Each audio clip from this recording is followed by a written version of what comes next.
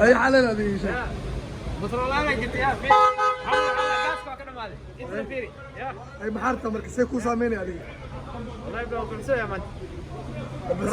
كورونا وما أي شغال يقيس أي مركز وبسنسة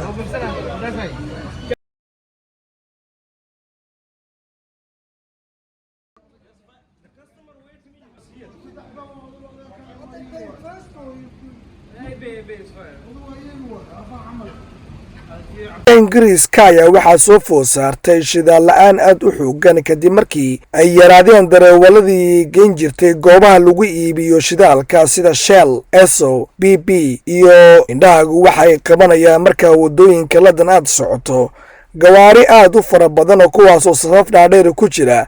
doonayana in ay shidaal ku shubtaan gawaaridooda tani markii dalka britain uu ka baxay dalalka ku bahoobay yurub AU-da ayaa waxaa soo food saartay dareewal la'aan kuwaasoo dareewaladaasi ay ka imaan jireen wadamada Yurub. Dalka Ingiriiska ayaa dhinaca kale waxaa soo food saartay cunno yari halka cunooyinka dareewalada keeni jireen ay yaraadeen. dadka ayaa walaac aad u xoogan ka muujinaya xaaladda uu ku sugnaan doono dalka Ingiriiska kadib markii ay ka baxeen wadamada Yurub. Dowladda Britain ayaa waxa ay dadka u sheegtay inaanu jirin shidaal la'aan balse ay jirto dareewal la'aan. Dhinaca kale fiisaha ay khafiifisay iyadoo ay sheegtay in dadka ka imaanaya Yurub in ay haystaan